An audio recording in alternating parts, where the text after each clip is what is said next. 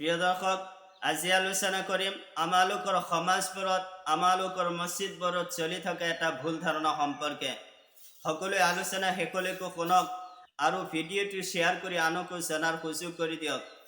প্ৰিয় দৰ্শক, আমি যেতিয়া মছজিদত নামাজ পঢ়িবলৈ যাওঁ তেতিয়া দেখোঁ সৰু সৰু ল'ৰাবোৰ মছজিদত নামাজ পঢ়িবলৈ আহে। এতিয়া প্ৰশ্ন হয়, এই সৰু ল'ৰাবোৰক নামাজ পঢ়োঁতে ক'ত থিয় কৰাব লাগে?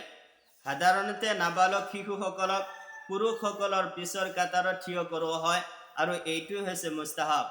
কিন্তু যদি শিশুসকলক পৃথক কাটাৰত থিয় কৰোৱাৰ বাবে আন মুছল্লিসকলৰ নামাজত ব্যাঘাত জন্মে, খেল ধেমালি কৰে, দৌৰা দৌৰি কৰে, তেনেহ'লে শিশুসকলক পুৰুষৰ কাটাৰত থিয় কৰোৱাব লাগে। এইটো হৈছে জৰুৰী। কিন্তু আমাৰ মুছলিম সমাজৰ প্ৰায় সকলো মছজিদতে এটা ভুল ধাৰণা দেখিবলৈ পোৱা যায়। যদি শিশু ল'ৰা এজন নামাজ পঢ়িবৰ বাবে পুৰুষৰ শাৰীত থিয় হৈ থাকে, তেনেহ'লে তেওঁৰ পিছত অহা ব্যক্তিজনে শিশুটোক আঁতৰাই পিছৰ কাটাৰলৈ ঠেলি দিয়ে বা তেওঁক টানি আনি বেলেগ ঠাইত থিয় কৰাই দিয়ে।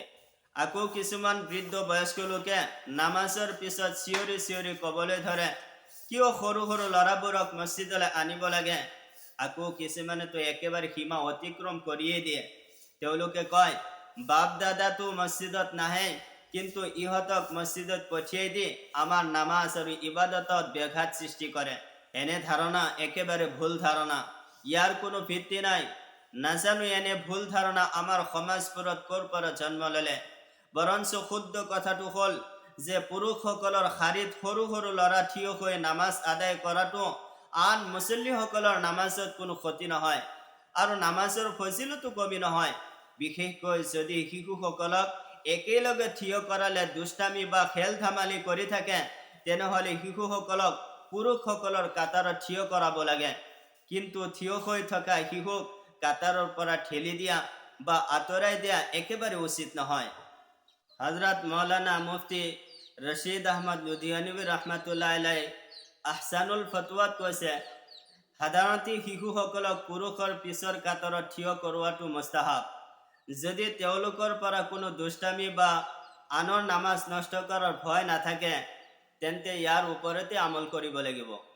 কিন্তু বৰ্তমান যুগত দেখা যায় যে নাবালক শিশু একেলগে থিয় হ'লে নিজৰ নামাজ নষ্ট কৰাৰ লগে লগে আন মুছল্লিসকলৰ নামাজতো ব্যাঘাত জন্মায়।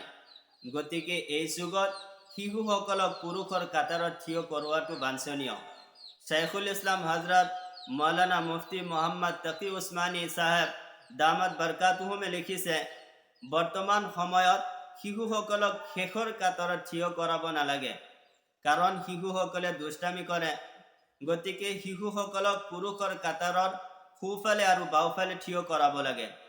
হজৰত মৌলানা মুফতি ছালমান মনছুৰপুৰী দামাত বৰকাতুহুমে কৈছে, এজন বা দুজন নাবালক শিশু থাকে যদি আৰু তেওঁলোকক পৃথক কৰি থিয় কৰালে দুষ্টামি কৰাৰ ভয় থাকে, তেন্তে তেওঁলোকক বালিগ পুৰুষৰ কাটাৰত থিয় কৰোৱাত কোনো অসুবিধা নাই।